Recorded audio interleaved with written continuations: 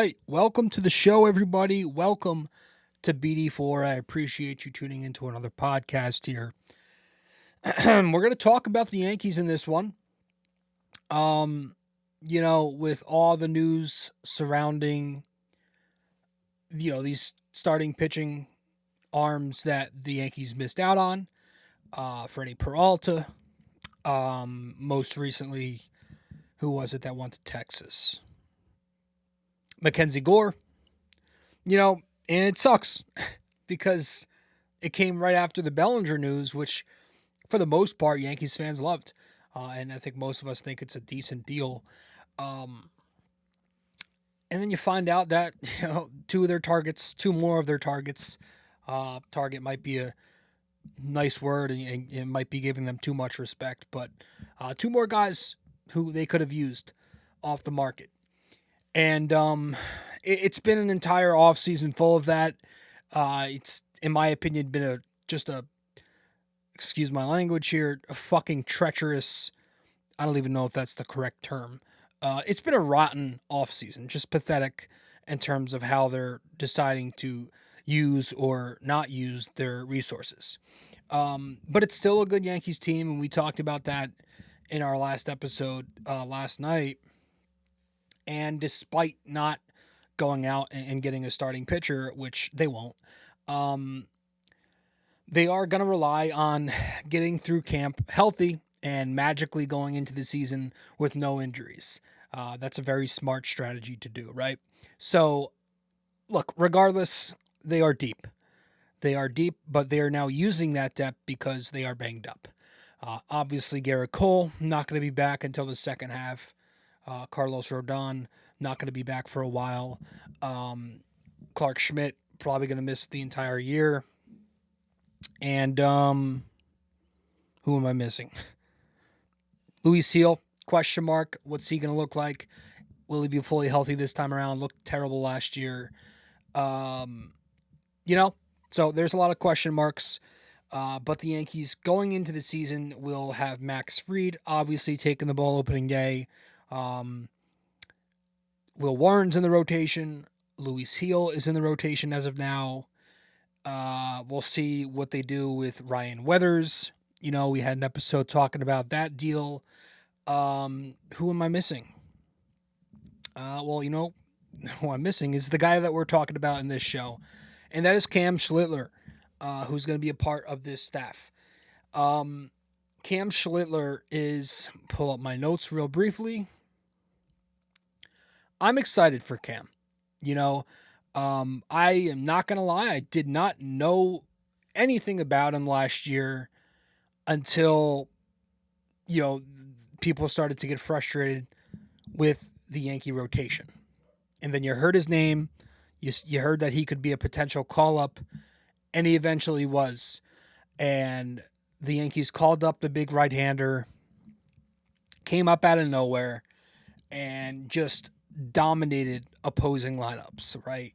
He pitches 14 starts, 73 innings, 84 strikeouts, which was 82nd percentile in K rate, a 2.96 ERA, 138 ERA plus, 121 whip, 1 home runs per 9, a 2 B WAR, a 1.3 F WAR. In the postseason, he pitched 2 starts, 14 and a third innings, 4 runs allowed, 2 earned runs allowed, 126 ERA, 14 strikeouts, no walks, 13 hits. Obviously, he had that 8-inning gem to eliminate Boston. Beautiful. I watch that at least once a week. Just reshared that highlight on my social media.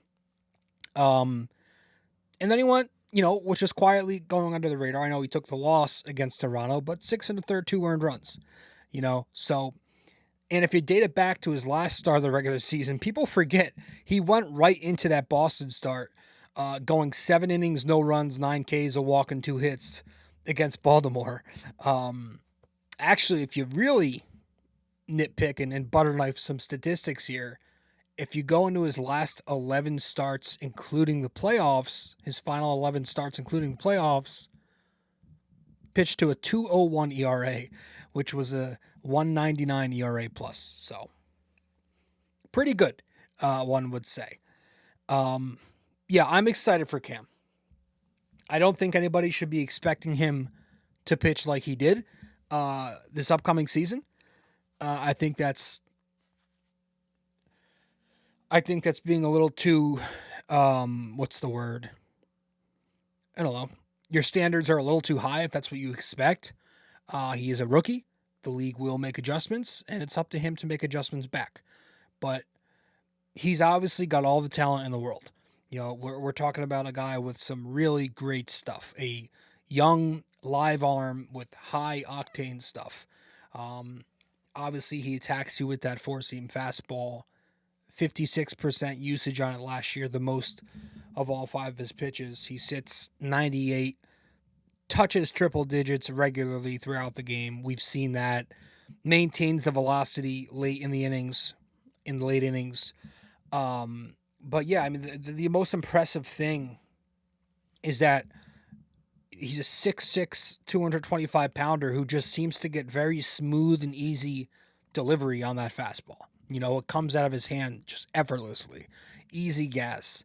But it's a great pitch that gets excellent spin, gets some pretty decent ride up in the zone. Got 28% whiff rate last year, which is high for a 4-seam fastball. And then he's got that cutter. You know, I call it more of a hard slider. Used it 21% of the time last year, the second most in his mix. Sits 92, gets excellent spin, excellent horizontal break on it, which is why I consider it more of a slider, in very good location. And then he throws a curveball 15% of the time. That was the third most used pitch in his arsenal. Gets lots of spin, excellent drop. I mean, you've seen that pitch. It gets real legitimate 12-6 drop on it, and he locates it very well. We've seen him drop it in for strikes to lefties. The 2-seam fastball, sinker, 6% usage last year, the fourth in his mix. That it's a pitch that also sits 98. It's got good spin, below average break on it, but that's his fourth most used pitch anyway. And then the sweeper, doesn't really use it. It's 2% of the time he'll go to it, or at least he did last year. The fifth most. Not much break on it. I do wonder how often that like curveball and maybe even sometimes that hard slider is kind of labeled into the sweeper category. I wonder, you know, how often they call one of his curveballs a sweeper. But he's a good pitcher, and I'm expecting him to be good next year. Actually, the projected numbers on him are pretty good. Projections are usually conservative, but I do have questions.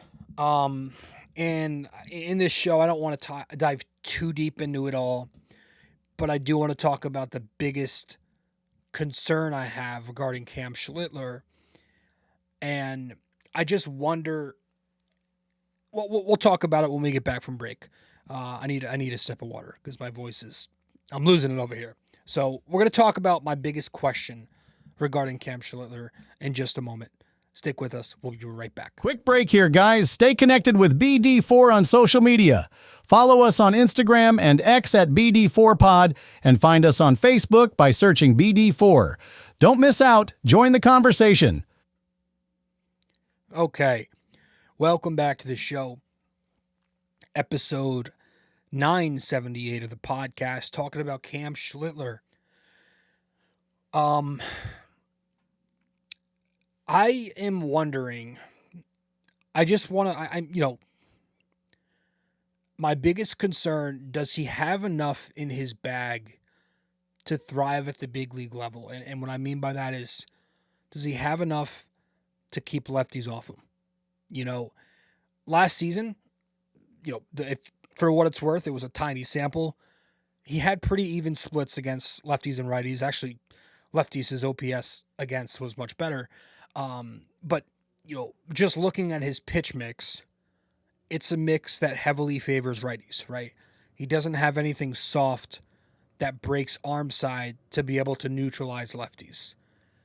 Last season against righties, which is good because righties are most of the league, he was dominant. 4-seam, cutter, two-seam, curve, and sweeper. So he's got 5 pitches that he uses pretty often to get righties out, which, again, that's a positive because righties are most of this league. Dominant stuff for righties, especially that hard slider. But last season, to lefties, he was a 3-pitch pitcher, 4-seam, cutter, curveball. 60% 4-seamer, 21% cutter, 18% curve to lefties. I would like to see him lean into the 2-seamer a lot more for lefties this year because it's a solid pitch. You know, it's got some spin. It's got a lot of velo. Just to have something for lefties that goes in a different direction than everything else that he throws for lefties, right? The 4-seamer, the cutter goes in, the curveball drops, something that goes west to east, like a 2-seamer, the sinker, whatever you want to call it for him. I would like to see him use that. He used it 1% of the time to lefties last year. So that I would like to see him go to lefties with. But the biggest question on my mind is, and I think it was everyone's big question, how does this newly developed split or change, whatever he's adding, I think it's a changeup that he's adding, same pitch, same thing anyway. How does it look in camp? I really want to see how it looks in camp because this to me is a must that's going to depict his entire career at the major league level. You have to have a changeup. If you're a pitcher with this mix, to have something soft that breaks away on lefties is a must. You know, you cannot just be cutter, curve, and your 4-seam. You have to have something that you can locate on the outer part of the plate that fades away. And if he does start throwing this changeup more, and it looks good, I mean, that is a filthy pitch to have because you can play it off that 98, and you can tunnel this off the cutter. You can tunnel this with your 4-seamer. And remember, the Yankees and Matt Blake and Sam Breen, they're very good at working with guys on their sinkers and their changeups. So if he leans in to that 2-seamer and if he starts throwing that changeup to lefties, he's going to find success. Doesn't need to be a plus pitch. They just need to be average, right? Get average results. But right now, you're looking at the way he sequences his pitches, and it's a little too much cutter for lefties. You know, you can only try jamming lefties with your cutter so much. You can only, backdooring it is very difficult to do consistently. So I just would like to see him tweak it a bit. If he doesn't tweak his mix and sequence better, big league hitters will adjust. And they will spit on his breaking stuff, and they will sit on the fastball. So I think he needs, for him to develop into a pitcher and not a thrower, that's key. And I like to look at a guy like Carlos Rodon, who came here to the Yankees being primarily fastball slider as a lefty. He starts throwing changeups, he adds the sinker back in, and now he's become very effective against the opposite side. The same can be said if Schlittler develops that type of mix to left-handed bats. This is all a big reason to why, if you look at the whiff rates last year, they weren't great. Didn't get a ton of swing and miss. It was above average, 26%, 57th percentile in whiff rate. The 4-seam fastball is very good. It's obviously his best pitch. That shouldn't be your highest whiff rate. 28% swing and miss. Look at his secondaries: cutter, 27%. Curve, 22%, sinker, 21%, sweeper, 12%. Again, you want those, especially as breaking pitches, you want that closer to 30%. So that's the key. That's the big key this upcoming season for Cam Schlittler. What do you have for me that can go away from the lefty? I really want to see what that changeup looks like. If he adds that, man, the kid's got all the talent in the world. And to be honest, even if he struggles with it and struggles to find that balance, at worst, I really do believe at worst this kid's a super effective right-on-right relief pitcher. You know, he's got all the stuff in the world. That's his floor. So it's not the worst case scenario. Or if that's the worst case scenario, it's not the worst thing in the world. So with that said, we're going to wrap this one up. When we get back from our final break, talk a little bit more. Stay with us. Be back in a sec. Want more BD4? Subscribe to our YouTube channel and never miss an episode. Hit that like button, drop a comment, and share with your fellow fans. Don't forget to ring that bell so you're always the first to know when a new video drops. Love BD4 but don't have the time to sit down and watch? Don't forget to subscribe on Apple Podcasts and Spotify so you never miss an episode. And if you're enjoying the show, leave us a 5-star rating and a quick review. It helps us grow and keeps the conversation going. So I did actually forget to add, I was going to bring this up at the top of the show because this is kind of the reason I started thinking about Cam Schlittler and was like, let me do an episode on him. This was never happening to begin with because the Yankees are unfortunately an organization who can't afford to pay guys but the trade cost, at least for Tarek Skubal, came back, and from what Heyman said, if I could pull it up here, it was Rice, Schlittler, and Lombard as the asking price from Detroit. That's very fair, and personally I would do that, but the Yankees said no, and hey, it's whatever. I never even entertained those Tarek Skubal thoughts to begin with, but the kid, if he's half of Skubal, that's a win. You got to be able to tame expectations. But I do think there's an ace in here, and I hate to use comparisons so much, but a lot of people think he's like a baby Cole, right? A guy I brought up last season just reminds me a lot of Tyler Glasnow. Tall guy, power fastball, big 12-6 curveball, very similar right-hander. And Tyler Glasnow, obviously he's banged up a lot, but when he's healthy, he's an ace. He's not Tarek Skubal, but he's an ace. And I think Cam Schlittler can be that 1-2 punch, again, if he develops more down the line. But I'm excited for Cam. I hope you are. I think there's a lot to be excited about with this rotation. But Cam Schlittler, he's already got a little swagger to him too, right? He's a guy who's not afraid to talk shit, and he backed it up, right?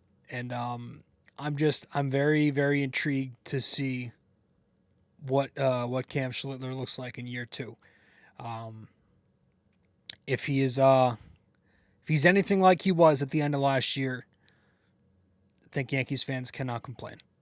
If he is, 65% of that, that's a win. I'm trying to pull up his projections here. Let me see. I saw them on Baseball Reference, but I like the ones on Fangraphs. Usually those are the ones I like to look at as my go-to. Just give me a sec here to pull it up on the we're not going to pull it up on the screen, but I'll read them off. So Fangraphs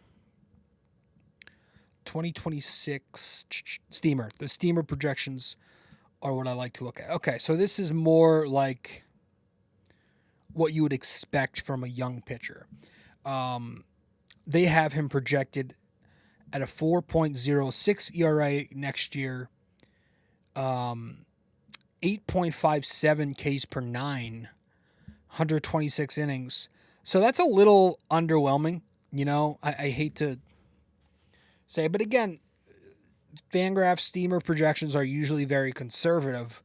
I went to, but the one I saw on Baseball Reference was one that I was much more intrigued with. I think that could be a big win if they get this from him. Let me go pull this up. Hopefully, I'm starting to lag on the screen here. Give me a sec. Yeah, so Baseball Reference has him, I don't know why, 96 innings. That's interesting. But they do have 3.56 ERA and a Ks per 9 of 9.6. So that's a big win. If you get that, that's a win. The 96 innings is, let's hope he gives you more than that. But yeah, what do you think? What do you think we could get from him? Let me know. With that all said, I appreciate you all, and I will see you in the next show. Go Yanks. Hey guys, thank you for listening to BD4. Be sure to follow us on social media subscribe to us on YouTube, and give us a 5-star rating on Apple Podcasts. We'll see you next time.